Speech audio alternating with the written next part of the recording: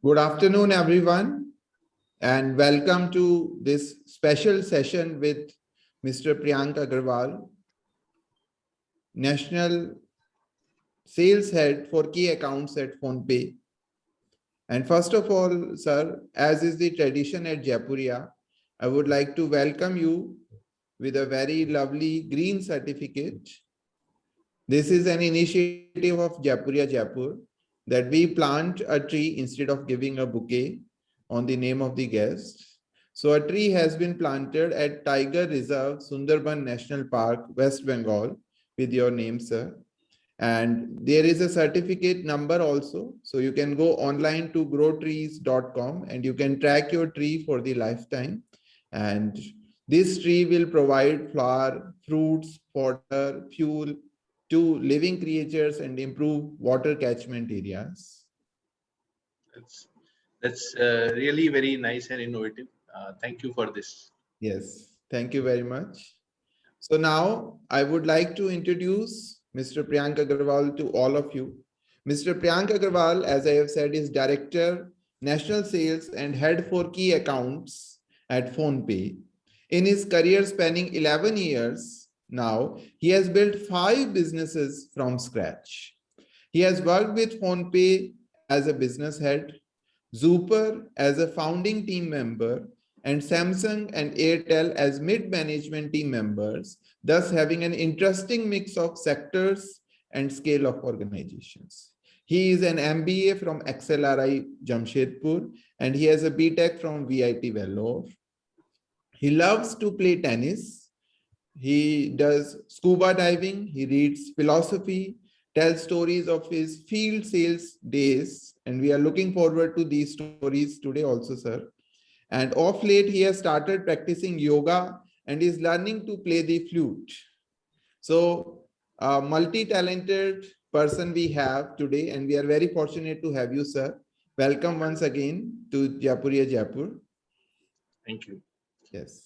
So, first 45 minutes, I would interact with you. I have prepared a set of questions, and in between, we would love to listen to your stories also. And then remaining 45 minutes are for you students. So you can ask your questions also through chat box, and you can unmute yours also yourself at that time. So since this is a business communication course and we are talking about the importance of reading and writing. So I was looking at your LinkedIn profile some 2-3 days ago, and so you have done your BTech, and I think BTech is of 4 years. But the important aspect which you have highlighted is that you were the chief editor of the college magazine. And it is a wonderful achievement, but the fact that you have highlighted that, it means that it's very close to your heart also. So, so how did you become an editor there, and what was your interest in reading and writing, and was it from the childhood? If you can throw some light on that. Okay. So yeah. So hi everyone.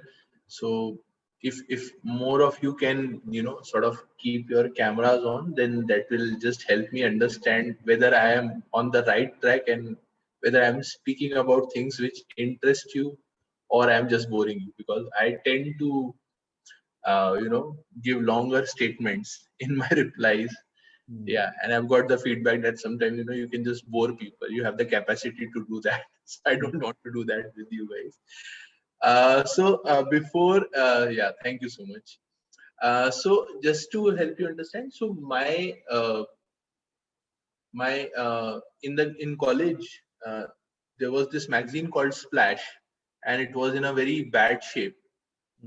It just would be a summary of what was happening in college and all. There was nothing like a literary section to it or a poetic section to it, or even an interesting political or philosophical view section to it. So so I there was a department head of in the English literature department. So I went up to the professor and said, "Ma'am, that why don't you let me?" So up till then, the magazine was primarily made by the staff itself. So in a way, I was like the first student editor of the magazine, and then we made that, and it was mostly, there were like few copies which was there and kept in library and various departments of the college. So then we started keeping it in hostel rooms also, and then people started to take interest. Then I would talk people that, getting an article here would be a CV point for you, and hence people started. So that's how the first interest comes. In college, everything is related to how you can gather CV points, whether it be attending a seminar or be it publishing an article or participating in sports. The primary interest of the student is to earn CV points, except for few who are really passionate about those things. So that's how it started. Uh, why I wanted to do this, or why I thought of doing it, is that I have always very, very strongly believed in the power of written communication. I think when you say things in writing versus when you say things verbally, there is a much higher pressure on you to organize your thoughts in a much better manner. I can be telling this story, I'm telling this story to you verbally.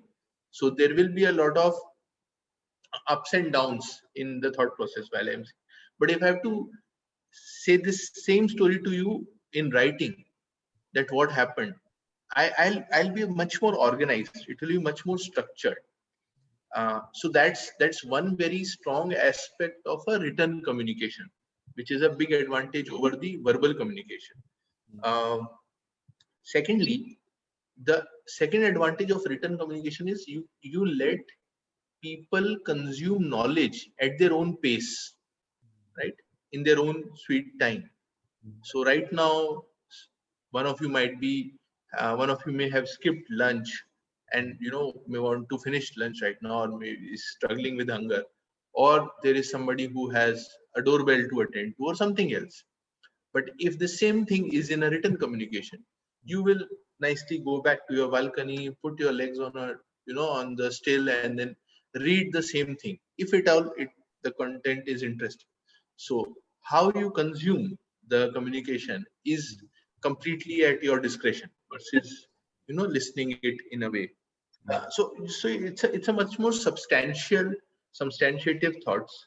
Uh, what of late I am trying to inculcate in PhonePe also, especially in my team, is that people, when they come for meetings, they should share a half page or a one page document explaining everyone are why is everybody being invited for that. Because typically what happens is you write the agenda. Agenda is new market launch, agenda is bug correction, agenda is this. You set the agenda, and then when the meeting starts, you say 2 lines about it, and then you say, now discuss. But then nobody knows that what is their contribution, what is the contribution expected from them. It takes 5-7 minutes for everyone to figure out where to land. But if you write it down, if you are the organizer of the meeting and you give that agenda, then people are much more prepared. The thoughts are much more substantiated, right? So yeah, so that was my thought. And I have always believed in the power of written communication, and that's where it stems from. Yes, wonderful. So, if I remember, I have read the book, the autobiography of Richard Branson of Virgin Brand, and he also started with a magazine named Student. The first business which he did at his university was starting a student magazine. So it was a wonderful correlation, which I can also see. And because of that, so now in your bio, we can see that you are reading philosophy books. So in today's day and age, when you are in PhonePe, when you are in this cutthroat fintech industry, how do you relate reading philosophy books to your current profile?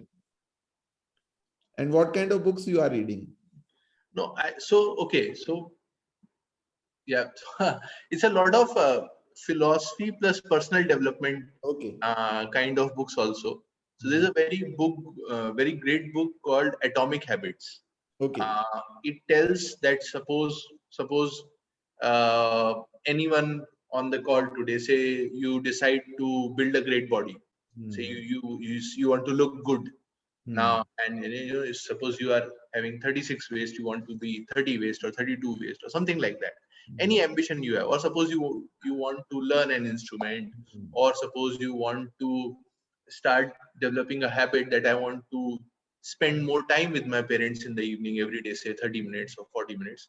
Now, you nothing can be accomplished in one day. So you start by starting small, and how you make a habit out of things. So that's the book. Now, coming to how it is contextual to my role at PhonePe, my role at PhonePe, and I guess for you also, Mr. Professor, and for a lot of people after a certain point in their career, is all about man management, people management, and expectation management. Yes. So there, to understand people, right? A big part of my weekly hours goes into hiring and doing interviews. Okay. So to be able to assess people, to be able to understand scalability in employees, and to be able to understand or differentiate between, say, two equally skilled employees versus skill and scalability are two different, right? Skill can be very same in two people, but the scalability can be very different. And in fast growing organizations like us, which are changing course every 3 months, which are changing the course of the industry, thereby changing their own course also, it is very important to have fungible and scalable people. So, so that is one way where reading all this, and I think reading in general, I think there should be no objective to reading. First of all, that's a very fundamental belief I that if you get a chance to land your hands on a good book, you should just consume it end to end, uh, and without thinking, because at the end of the day some objective will get served. It's, I think, the reverse way. So I keep dabbling in genres, and I think there's a function of your time and age also. Everybody should starts with fiction mostly, then people move to biographies, probably history books, current affairs. That's the age when you are appearing for all your competitive exams and all, and you want to sound intelligent, and then probably you start moving on to these genres of philosophy, history, and in-depth kind of studies, because that's the kind of people which surround you, and then you want to sound and be intelligent in that group also.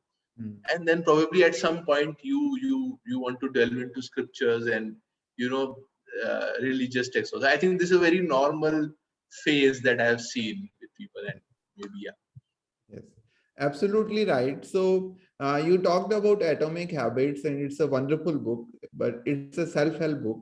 So there are, I think, millions and millions of self-help books. There are podcasts, then there are blogs also, and things like that. So it's very easy to pick a book nowadays, because if you go to yeah. Instagram, there are books, and people So are for all the people on the call, I think Amazon has this app called Audible, right? yes. And it's a very great way to consume books. You can just consume books while you are taking a walk, while you are even brushing your teeth in the morning, or when you are just maybe driving on a route that you know, where you don't have to figure out the traffic or figure out the potholes there.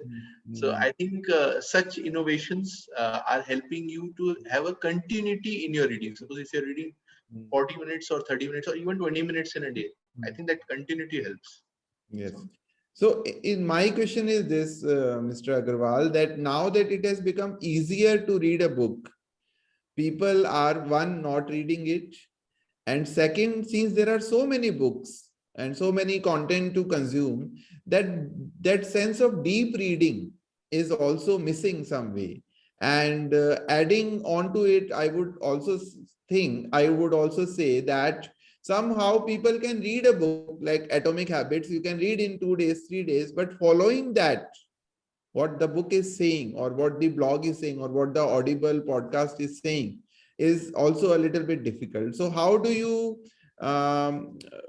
manage to get out of 200 pages, 300 pages, those 2 3 5 principles, and how do you follow them?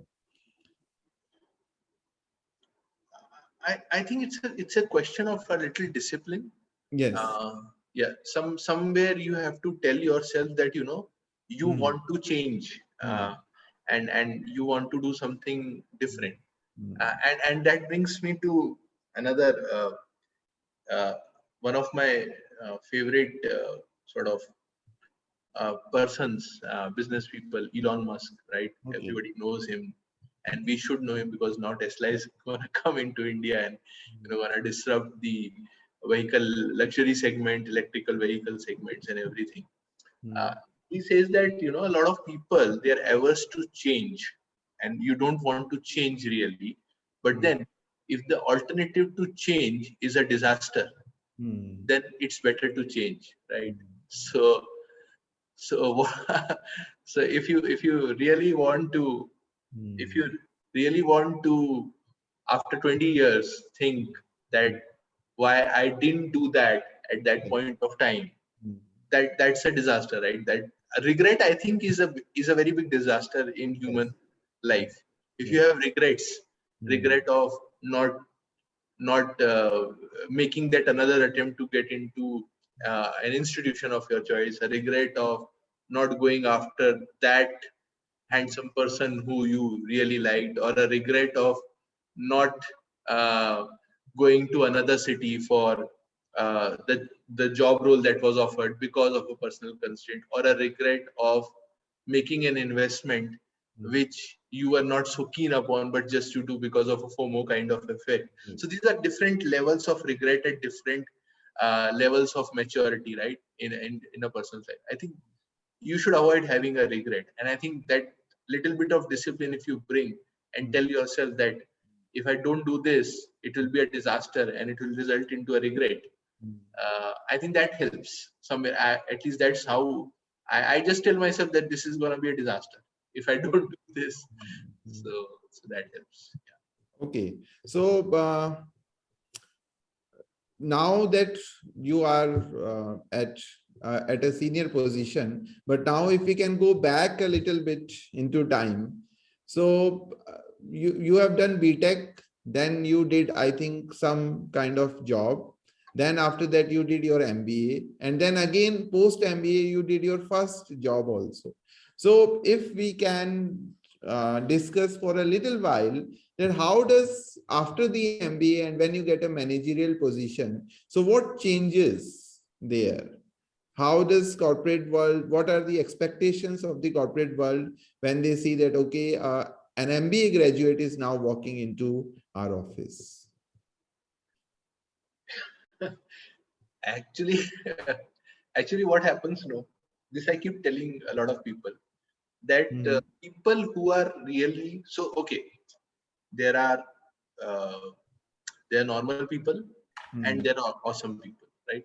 So what happens is normal people, they fit into what the job is expected to do. Mhm. Awesome people, they they make the job as per what they can do to it, right? Mhm. They define the job. Okay. Say suppose in your institution there might be 15 professors, right? Mhm. Or 50 professors or 150 professors maybe. Mhm. There there will be there will be a good chunk, like a bell curve in everything, who would Yes. be great at their job. But then there would be Mhm. somebody who will be a very enterprising kind of person, who will say that, Mhm. I'll do this, I'll change the institute, I'll change this course, and that course will go to a next level. Mhm. Suddenly, I don't know if there is a system of electives or something like that, then suddenly Mhm. all 1,000 students are taking that course because you Yes. you change the paradigm of that system, right? Mhm. So when I went, so I got placed from campus from after VIT into Tata Consultancy Services. Mhm. So it was a batch of 1,800 people, Mhm. and TCS came Mhm. and they hired 786 people in one day, Okay. right? So they had brought in 55 people to interview. So it was a common joke that they Hmm. came in buses to take Hmm. interviews and they took back people in trains. Okay. It was actually a Limca book of records that year, by the way, for a Oh. single company to hire most number of people from a single campus. Anyways, Oh. so that's Okay. another thing. and I joined them. And then I was placed in Kolkata in a project called of Allahabad Bank to implement core banking solution. Right. Okay. So our job was to this was back 2009. Core, now you go to a bank, everything is computerized, but back then it was in a transition phase for this bank, Allahabad Bank. And what was happening is people were being told to start using computer who has always been working with books and pens, right? So we had a software which we had made for the bank, and we had to train people that how you can and make an entry, pass a check, issue a clearing, do a refund or whatever. Now everybody in those branches in Kolkata was literally everybody was like 56, 54, 52 years of age, and they were using computer for the first time. So we had to literally teach them, this is right click, this is left click on the mouse, and then if you rotate it around like this, it will move on the screen.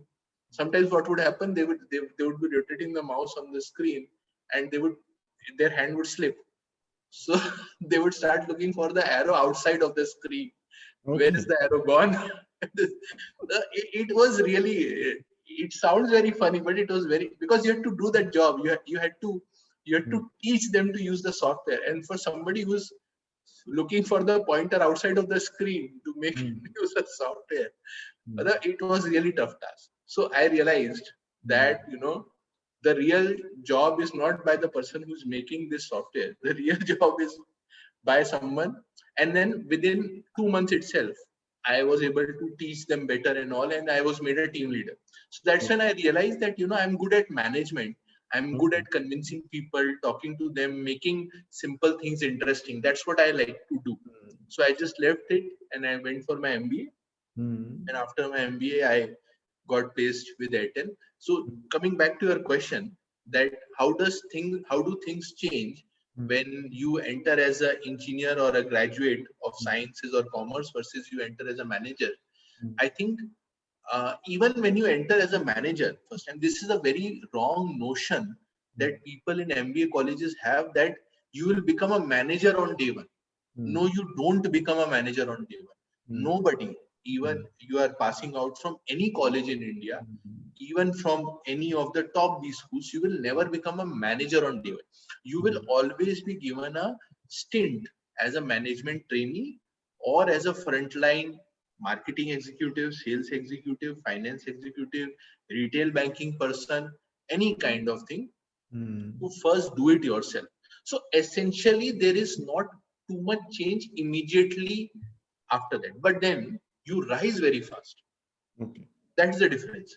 And provided you are a smart chap, right? That's what they teach you in an MBA. At the end of the day, what you learn in an MBA, to my best understanding, and pardon me if I sound a little off from what is being taught in books, because you learn to be smart. I think you learn to be resourceful. You learn to handle pressure. All those deadlines, submit the assignment by 12 o'clock at night, submit it by 2 a.m. at night, submit it in the next 3 hours, make it a group project, work with new people. All those things, they make you fungible. You are thinking that it is about the course. You are thinking that it is about the subject. No, it's not. It's about life in general. Because those are the type of curveballs that a corporate life will throw at you. Suddenly you'll be working with a cross-functional team where you don't know anyone, you don't know who is senior, who is junior, whom to ask things, whom to request for things, and then you have to handle that complexity. So that's what I think is a very difference between a graduation training, which is more on the technical aspects of things, which is more on sheer knowledge, whereas this is more about getting ready for life. So that's what you are able. So yeah, so I hope somewhere I was able to answer the question. Yes. So wonderfully, you have talked about your pre-MBA job also. So that was a very good example. And definitely MBA teaches you more skills and attitude than knowledge. So that's also absolutely true. So there is enough knowledge, but what you are, that's very consciously you are learning. But this is what And I realized this much later, that there was so much subconscious learning that was going on Hmm. in my MBA when I was working in different groups, Hmm. and how it is helping me now. Yes, yes. So definitely, if I can share with you one very small practice and incident here. So we here at Jaipuria, Jaipur, so our morning classes start at 9:00, and if you come at 9:01 or 02, you will be sent to the library. You are not allowed to attend the class, right?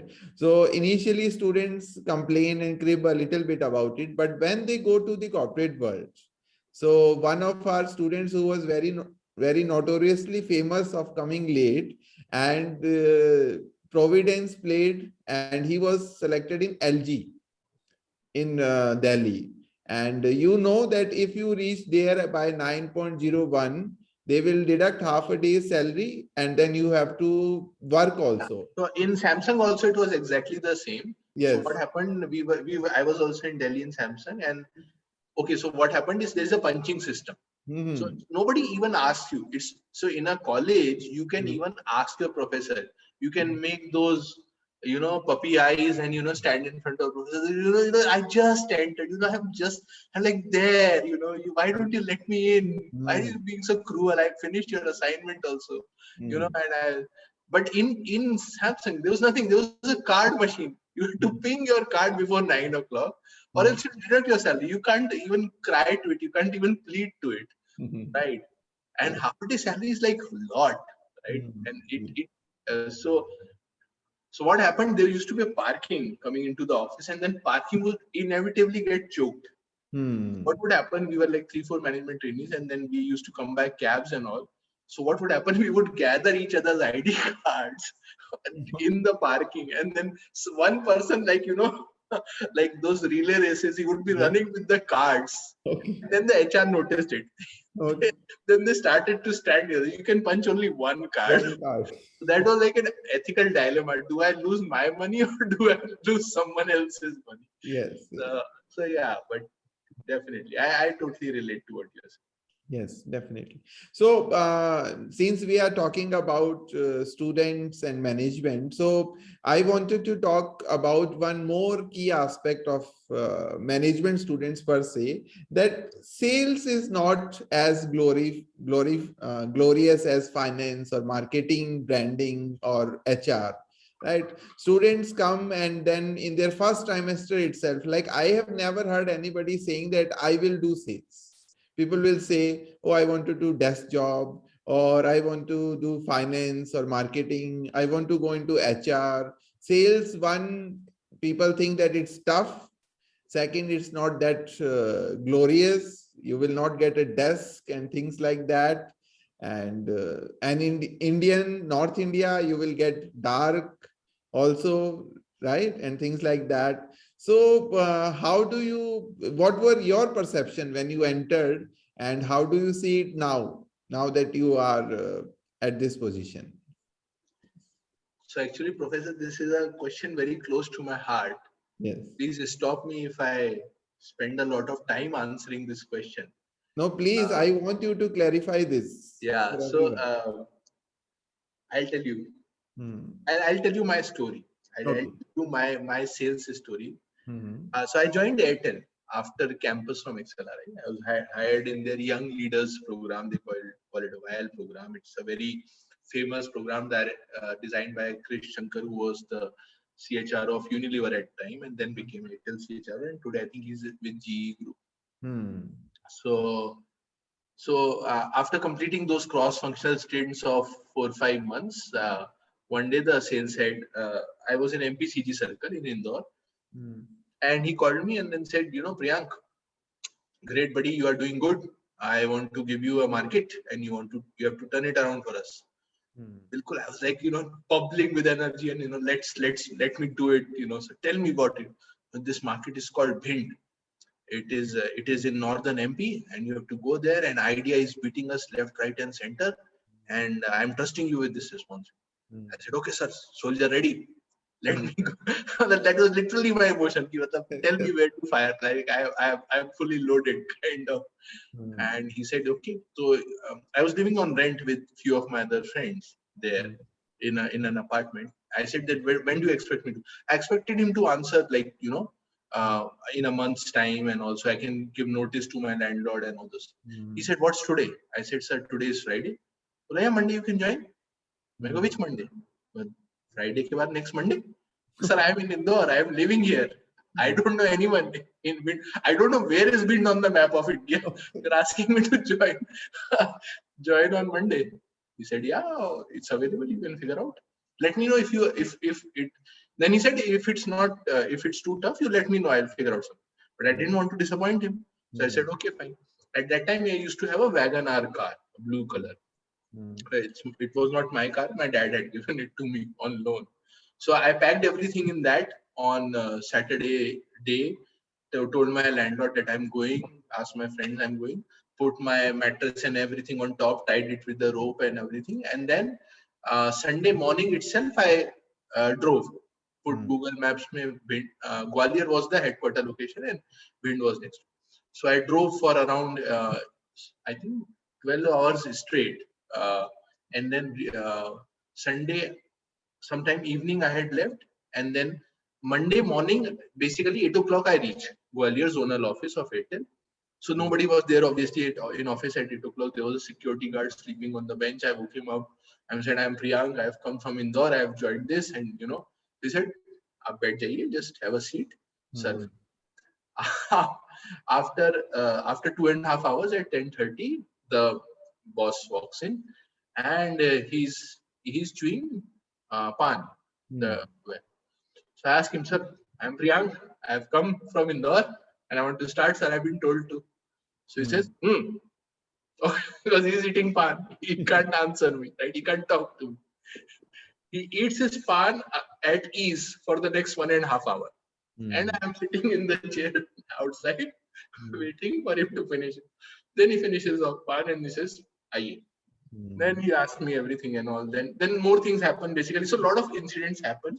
And then basically I'm told that Bhind is this area which is 80 kilometers from Gwalior. And Bhind is basically the dacoit belt of India. Yes. All the famous dacoits of India, Phulan Devi, Pan Singh Tomar, all these big dacoits, it's the Chambal Valley, the Chambal Ghati. Bhind, Morena and all that, Dholpur. Yes. Yeah. Yes, so the Sholay movie, Gabbar Singh and all, those mythical dacoits, they have come from this area. So this is the area you have to handle. And I have like a nice, chubby, proper boy of 25 years of age, or 24 maybe, who has no idea what this is all about. And I'm like this. So next day, one of the TSMs, he says, who was the existing TSM, he takes me in his car and we just go. But I follow him, and then we reach Bhind. So I had 3 distributors there. One of my distributor was a distributor called Singh Gun House. So basically, he was a gun merchant. He would sell guns and cartridges. Airtel distributionship was a side business, so that if somebody wants to get married in the family or something, he can talk about good things also. So that was side business. My other distributor was a wine merchant. He had sharab ke theke, the alcohol shops from Gwalior to Delhi on the highway. And he had a mini army of 30 people, so that if somebody makes local alcohol in nearby areas, they could raid them and shoot and all those kind of things. And my third distributor was quitting the business. And Idea's market share in that was like 7 times that of Airtel. Airtel across MP was number 1, but in this territory it was number 4. After Idea, Vodafone, Reliance, then we were number 1. So that was the kind of territory, that was the kind of market, that was the kind of people that I would work with. There would be power cuts for 16 hours in a day. Only 8 hours a day we would get electricity in that area. And I never saw TV for the next 11 months because there was no point in buying a TV because there would be no power, right? So there's a lot of things, and I can spend another next 2 hours just talking about how I learned things, what were the kind of people I worked with, what happened during all that time.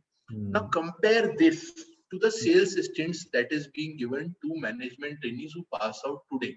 They're being given good towns, tier 1, max tier 2 towns, good environment to settle, much better salaries, etc., and all those kind of things. What this sales stint does to you guys, it prepares you for anything else that might come in your way. You understand your customer really well. You understand the biggest chunk of your organization really well. You understand the product fitment to the market really well. So that's why it is non-negotiable in my mind that as a management trainee you should not do a sales system. I don't think it should even be an option. That you should not do sales and get into any product role, marketing role. You will just be doing faff.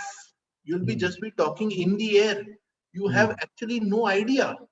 See, as a consumer versus knowing a merchant, any kind of FMCG, FMCD, telecom, digital payments, e-commerce, in all these you have to understand the ground really, right?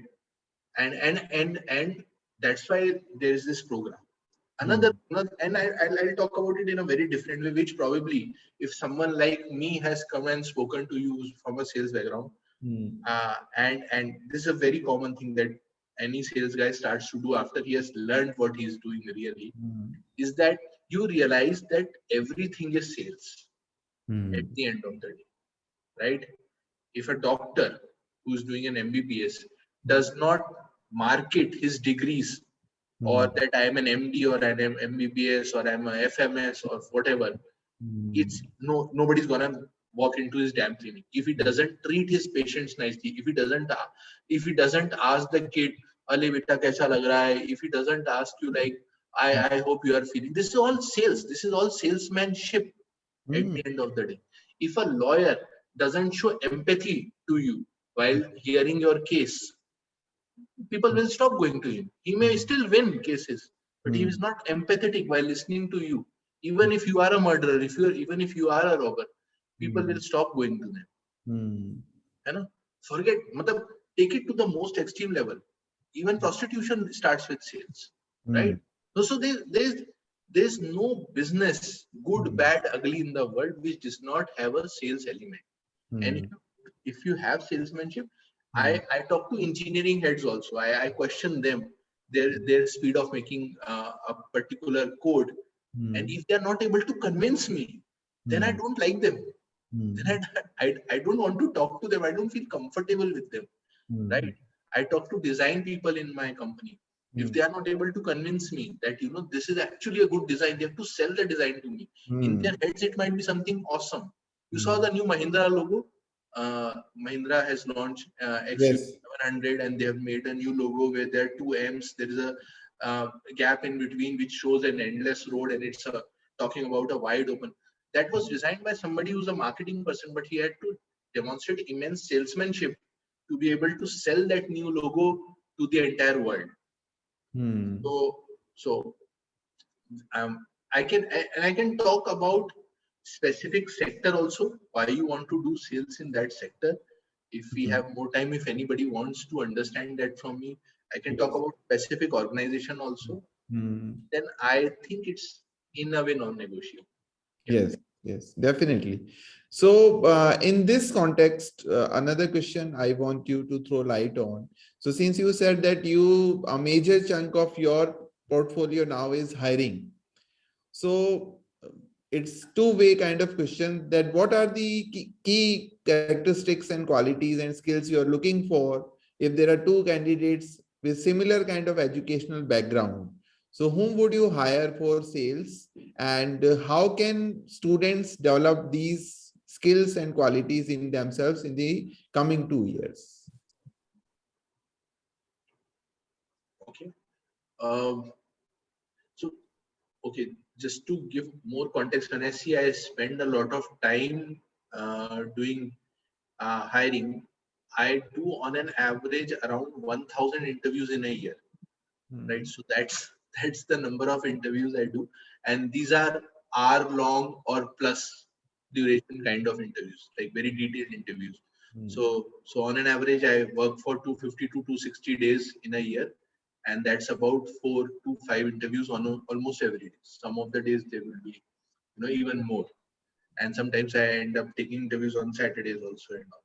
So that's because uh, I have built a 530 member team in the Hmm. last 12 months, and Okay. hire work 18 months rather, and to hire for one position, you have to see at least 15 CVs, then you have to shortlist for the first round at least 8 of them, and then by the time the final round happens, you have to have at least 4 candidates in the fray or 3 candidates in the fray to select one of them. So I'm now taking final rounds. So if I've selected 520 people, I would have in the final round interviewed at least 1200 or 1300 people, and that's just 18 months. That's why I'm saying 1000 odd interviews in a year, and this is something that I have been doing for last 7 years. So Okay. after interviewing 7,000 plus people, viewing 1 lakh plus CVs, so Hmm. whatever, I just want to make you understand that what I'm saying is coming not from some book, but sheer fact that I have done it, right? Hmm. Number one, in any company or for any role, a mature interviewer. Hmm. Okay, let me re-emphasize mature interviewer. Like candidates are immature, people who do interviews are also very immature. You'll find a lot of time people taking interviews to be so immature that they just they just want ready-made people for the job, plug and play kind of people, that you have done so much, come in and do so much, right? Start doing the same again. That's an immature interviewer. But I'm talking about mature interviewers. uh, they will always look not for skills, right? Because skills, that you can develop in a person by coaching them the right way. But they look for intent, first of all. The intent or the willingness to do that work, I think that is a precursor to developing any skill set, right? Now, how do you measure intent? That's a very different thing.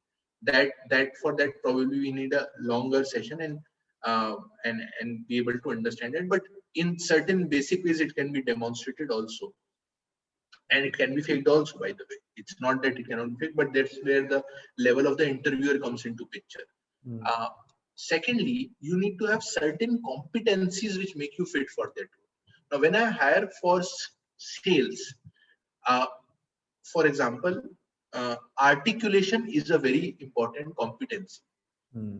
Now, an immature interviewer will will miss will miss will will get confused between articulation and language knowledge. Yes. Okay, I can talk in English, I can walk in English, I can dream in English. That is ability to communicate in Hmm. English. But being able to convey your thoughts in a very crisp manner, so that somebody who's able to talk while understanding who the audience is, right?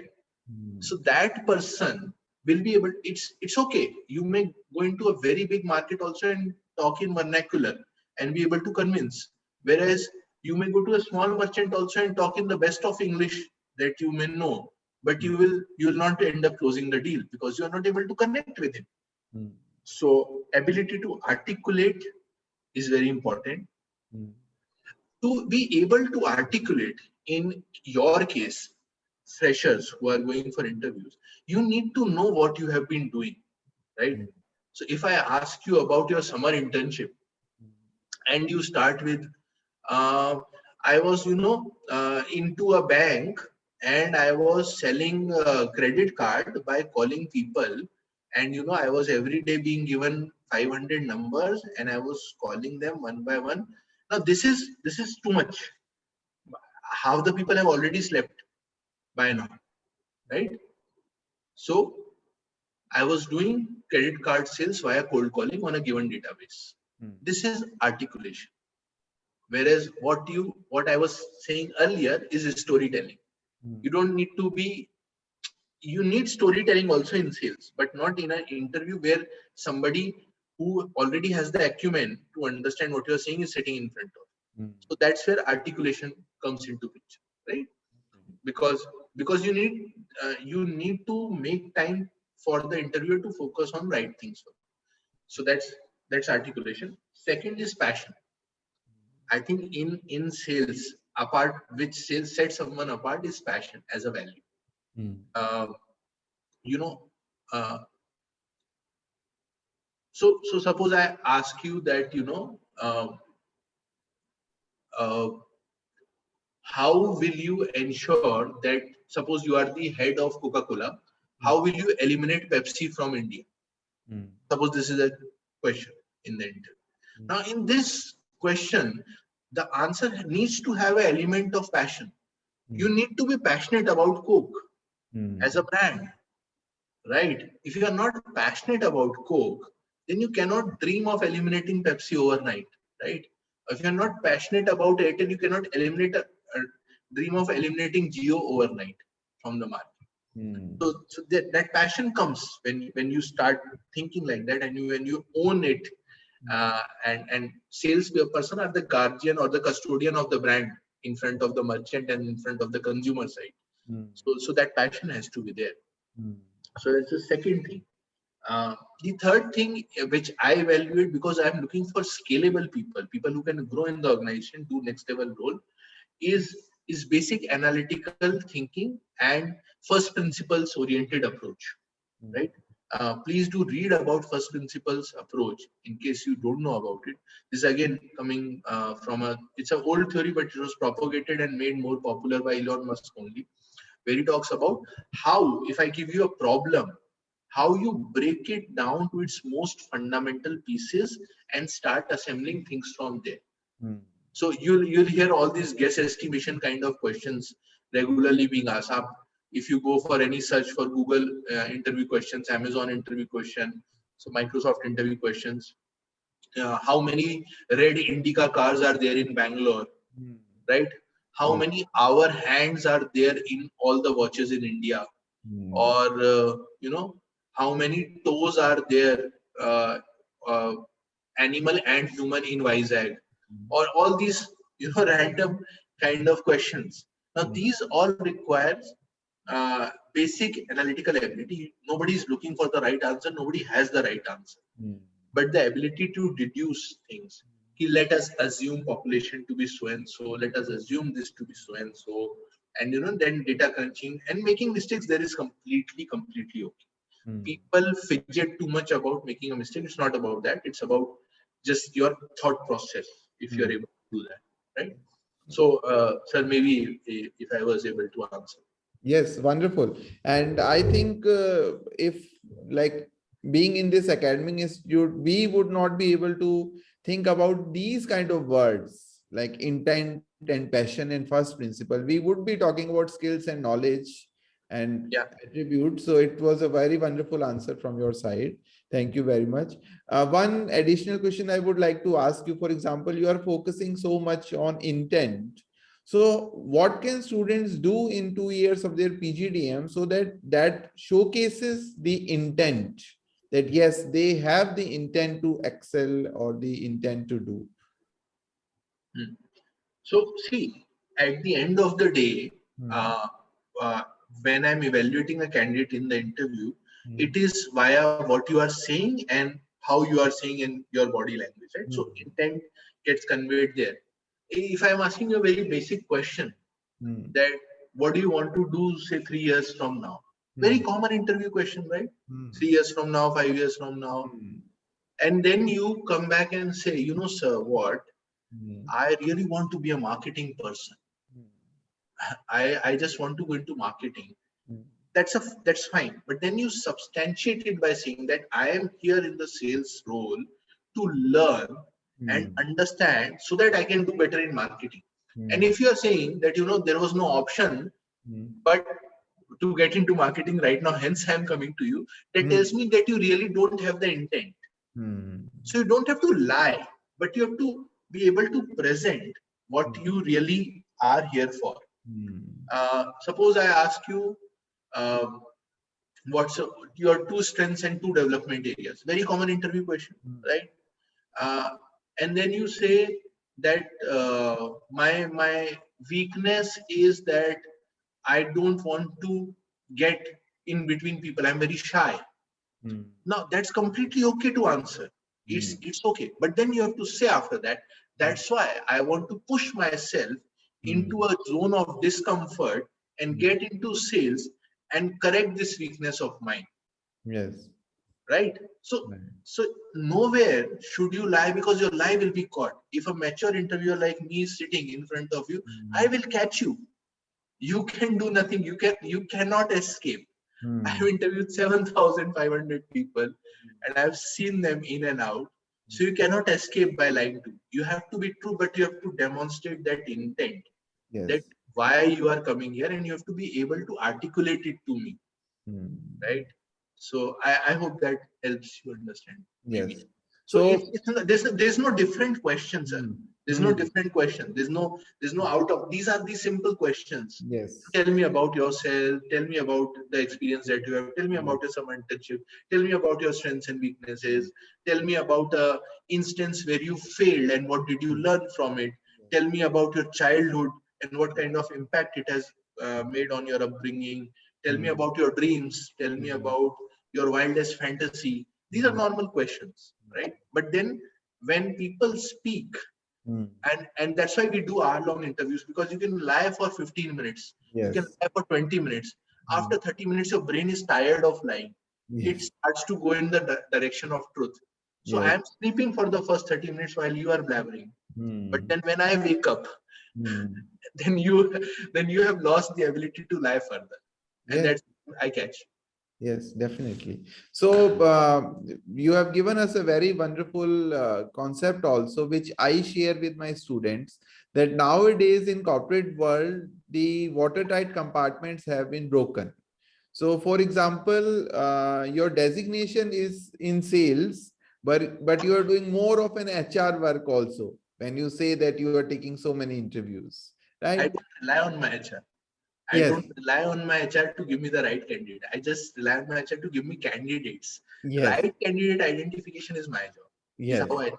Yeah, and you will, we can see nowadays, for example, there will be a pure finance guy and he has developed, let's say, a finance product, then he or she has to sell it to you. So finance guys are doing marketing, marketing guys are doing HR work, and HR people are doing finance and marketing also, right? And True. IT also. So so it's very beautifully we have discussed here today that these boundaries have been now broken, and the perceptions with which people go, oh, I love to take interviews, that's why I should become an HR.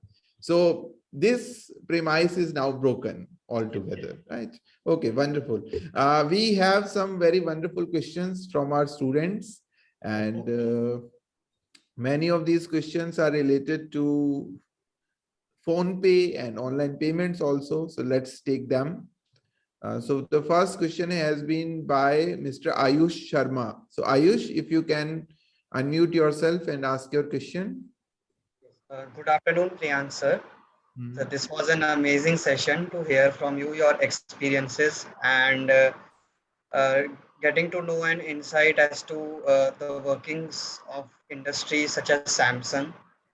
Sir, my question is with respect to online payments.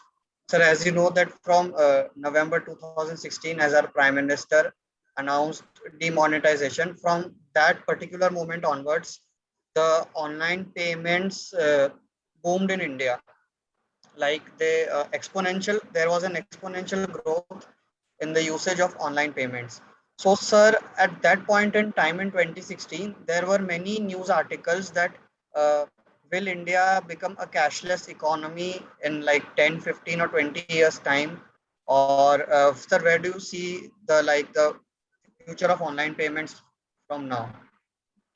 So India will never become a cashless economy. Let me just give you that answer. Right. Hmm. Till uh, I die, you die, our children die, their children die, India is never gonna be a cashless, because cashless economy itself is a myth, right? There is no precedent. Hmm. Not even US is a cash economy, not even Japan, Europe, Russia, no country is a cashless economy, and even those countries will not become cashless economies. Forget India. Why will it not happen? Because there are always gonna be certain use cases.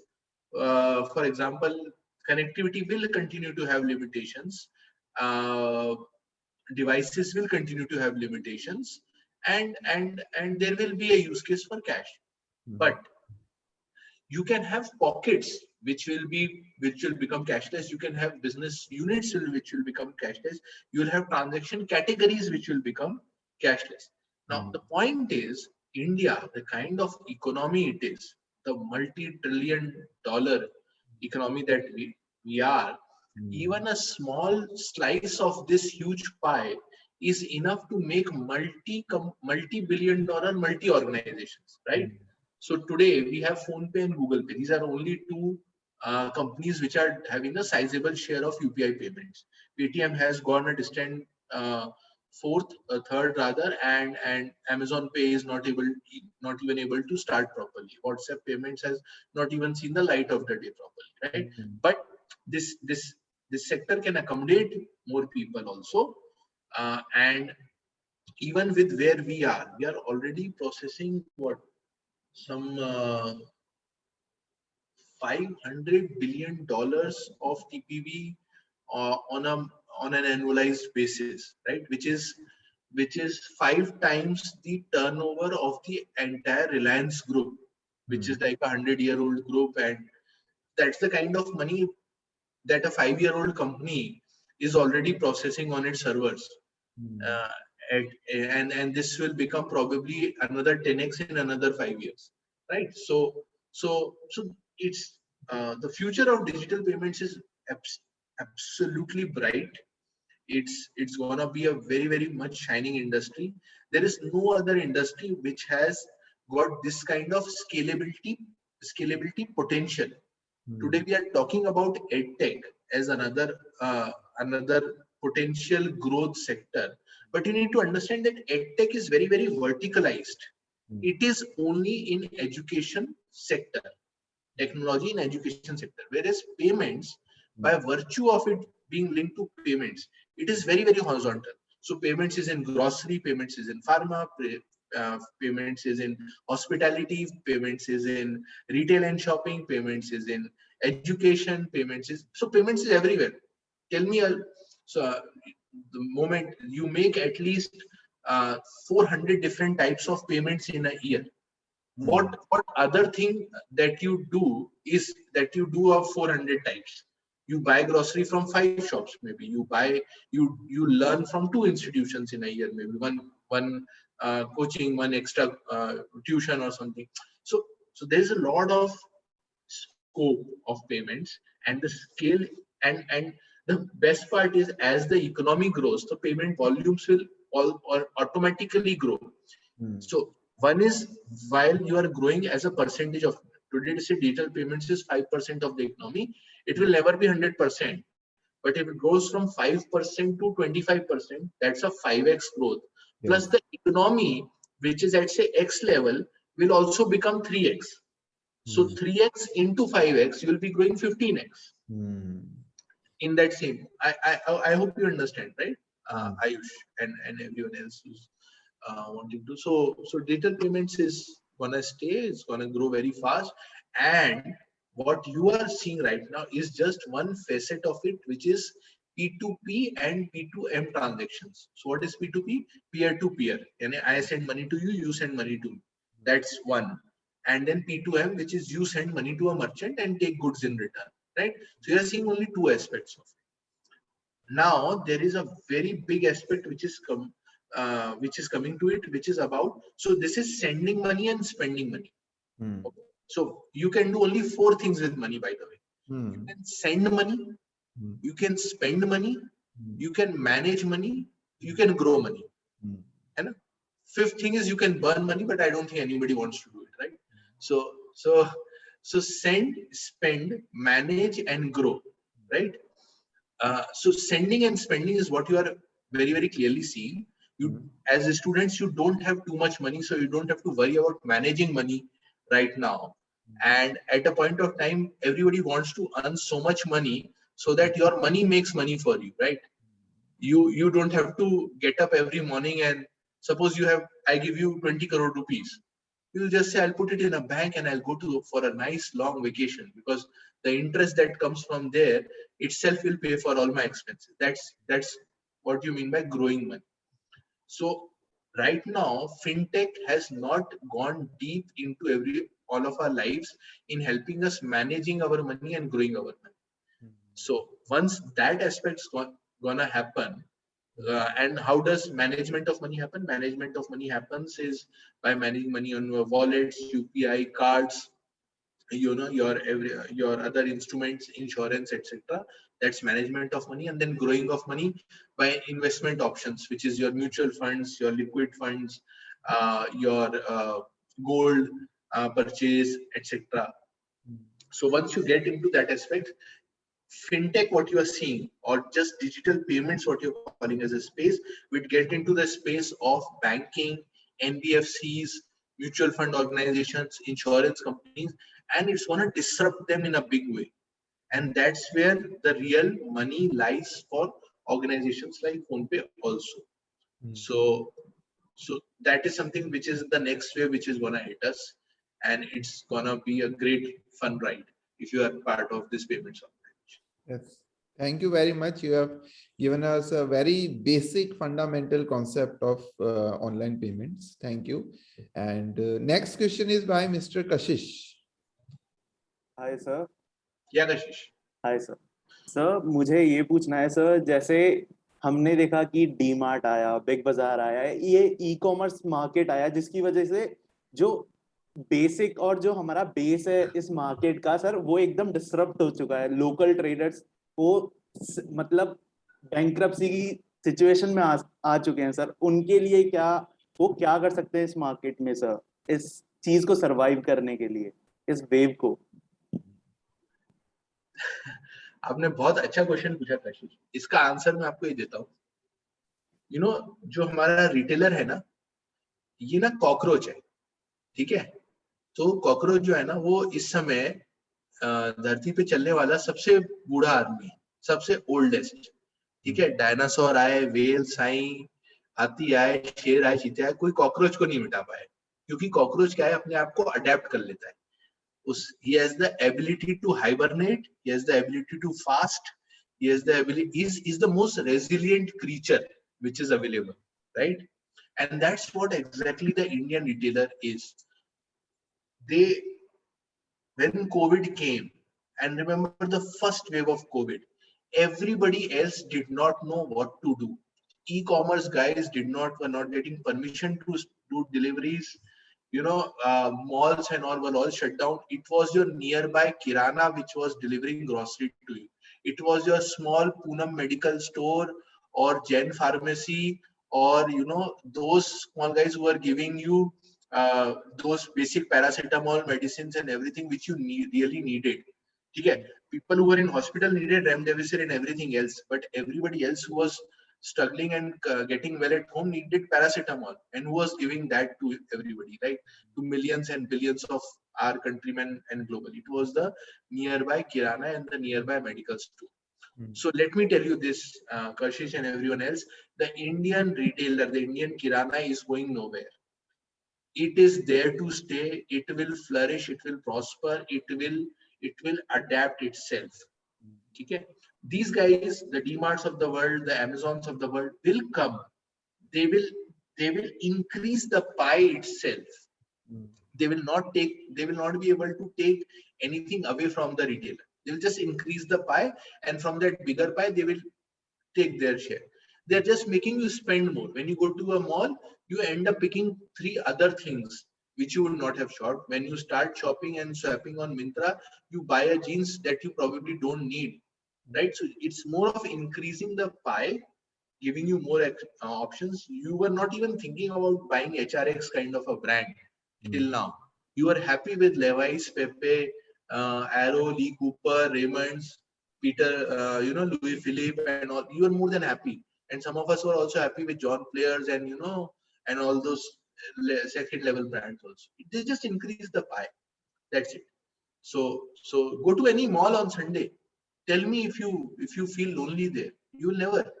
Even in the midst of pandemic, it's flourishing. Uh, uh, I think everybody, small pan shops, tea shops, you can't replace that experience. You can't replace a tea shop experience, having a cigarette and tea, with Chayos or Chai Point or Starbucks or Barista. You just can't. You can't replace the experience of midnight parathas, cheese Maggie at your college cafeteria with a Swiggy delivery from La Pino's Pizza or whatever, right? So that experience in India, shopping is not a mechanical thing, right? In India, shopping is a festival. यहाँ पे लोग तैयार होते हैं बाजार जाने के लिए, नए कपड़े वपड़े पहन के, जूते उते पॉलिश वॉलिश करके, बच्चे तैयार होके, लेडीज ज्वेलरी वुलरी पहन के, we get ready to go shop, right? And उसके बाद आइसक्रीम खाना, फिर एक रेस्टोरेंट में जाना, बच्चे को बलून दिलाना, it's almost like a festival, right? And what is e-commerce? You click few buttons, you get things in a packet on your doorstep. It's a very different thing. You can't replace that experience. It just can't die. Yes. Sir, एक और चीज पूछनी थी. Can I, sir? Yes, yes, Kashish. Sir, as you are part of the biggest revolution of finance, तो sir मुझे ये पूछना था, सर AI लोगों की जॉब खाएगी या नहीं खाएगी, और सर क्या इनकलकेट करना चाहिए किसी इंडिविजुअल को आने वाले चेंजेस के साथ अडेप्ट करने के लिए? Yeah, so the non-intelligent mundane jobs can get replaced via AI, right? So for example, call centers, very non-human and mundane, repetitive kind of jobs, that probably AI can replace. What else? For example, banking, clerical kind of jobs, that probably I go and my identity is scanned, and I pay, somebody counts my money. Those kind of jobs can be replaced by AI, but then it will create more jobs in a way of developing these tools, making these tools smarter. So I think what one should do is to keep developing your skill set. If you are not developing your skill set, if you are becoming stagnant, then forget AI. Anybody else will be able to eat your job, or you yourself will become the biggest hurdle for your own development. So even in sales, suppose sales may you join as a frontline guy and you become a mid-level manager. Now, as a mid-level manager, if you think your job is just to become a communication conduit, right? Company ने ये बोला है आज 1000 number करने हैं, आपके पास 50 बंदे, आपने सबको बोला भाई सब लोग 20-20 नंबर करना, और आप दिन भर बस यही कर रहे हो, 20 हुए कि नहीं, 20 हुए कि नहीं, 10 पे अभी तक क्यों बैठा है, 12 कर, 14 कर, 15 कर. Now this is adding no value, right? This is adding no value. You will get replaced. Somebody will come, somebody will put a nice robotic voice which will call in a very sweet voice, please 20 कर लीजिए, please 18 और कर लीजिए, please. And so you are making yourself replaceable. But if you become smarter, if you start telling people how to do it, if you are still at 5, it's already 2 o'clock on the day, this is how you should do, this is how you should get better, this is what you should learn, this is your area of improvement, that AI cannot replace so easily, right?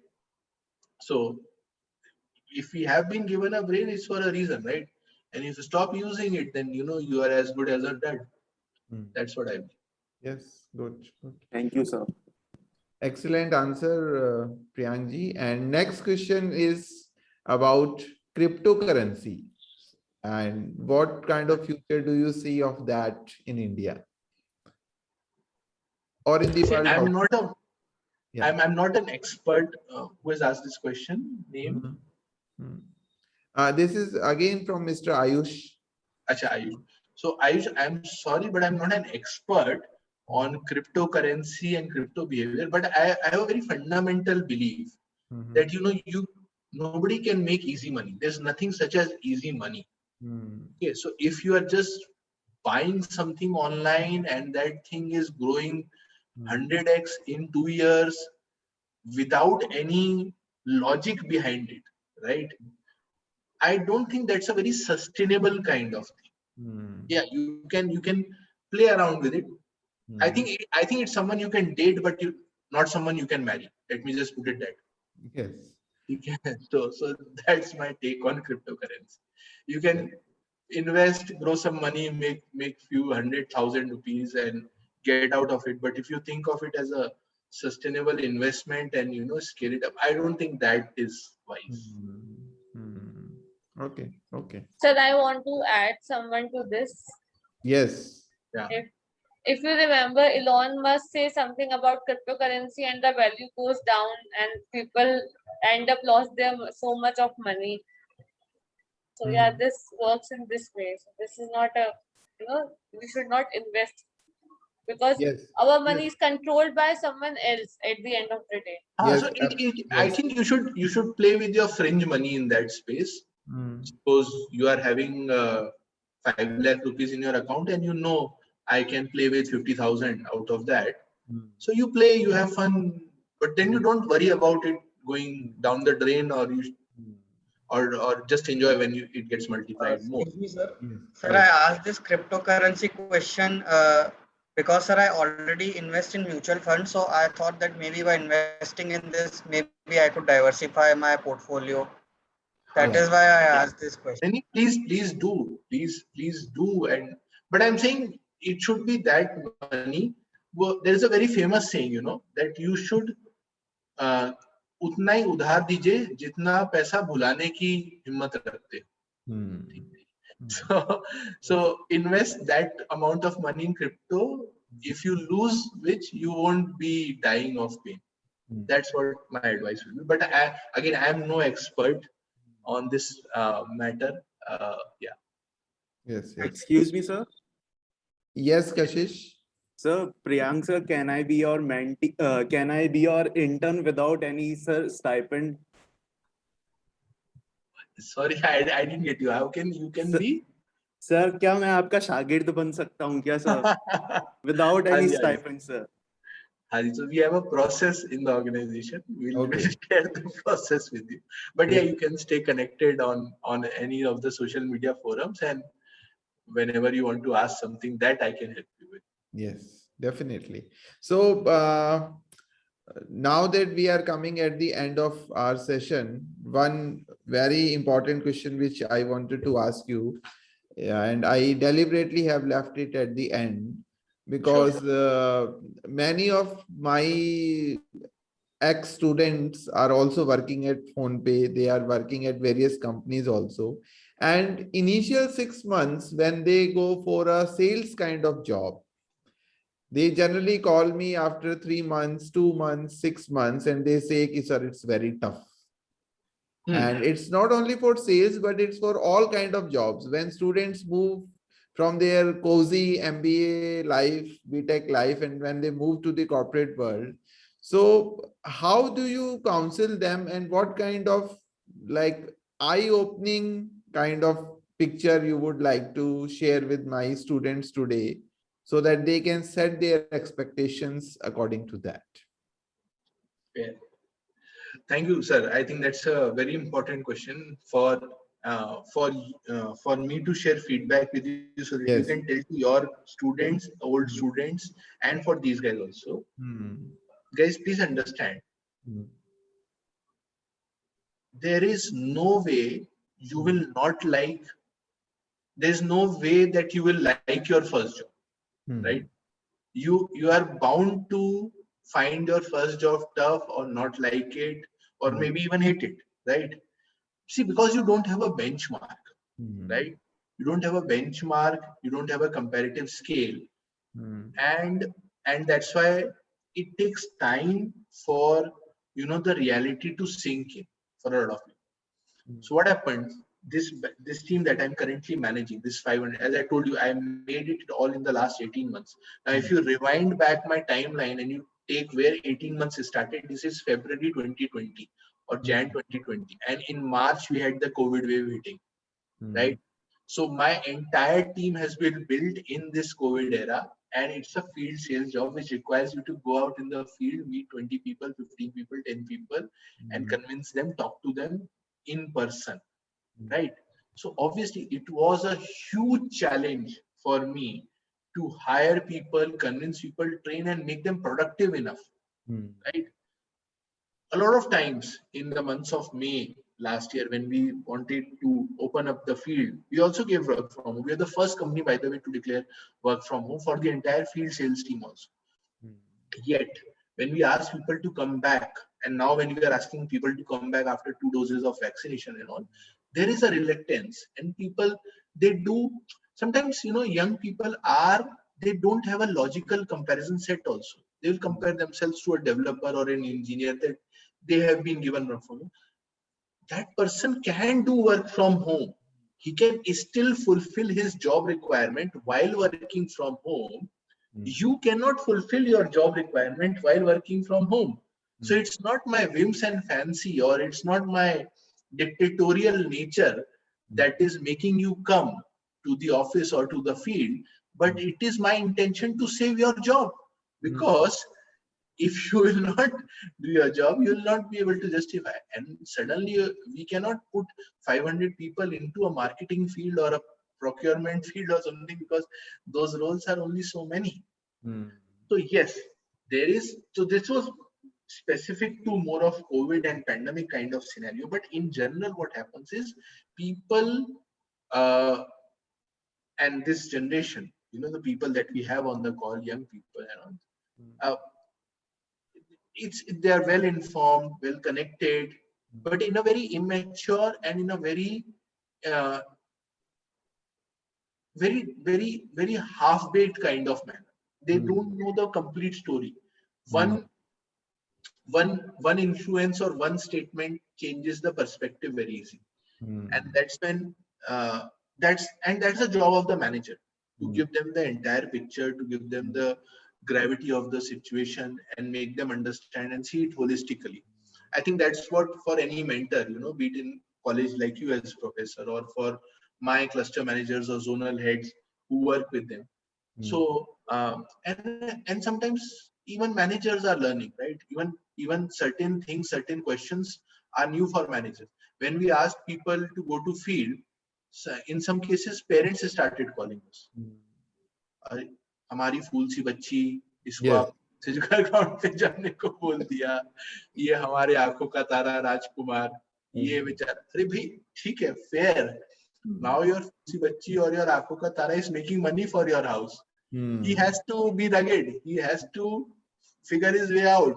You can't be making him sit at home and feeding him, right? You'll cripple him for life. Please understand this. So I want to have those conversations with those parents also, but I can't, because A, I don't have the bandwidth to counsel so many people, and B, I don't want to get into trouble by hurting someone's sentiment. Yes. Right? Yes. So we tend to avoid that. That's why we try to talk to candidates and we try to make them understand. But guys, if you are listening to what I'm saying, and if you really want to be successful, please understand that the next 3-4 years of your professional life is nothing. In a career spanning 40 years, 2 years time or 1 year time is nothing. People become so impatient.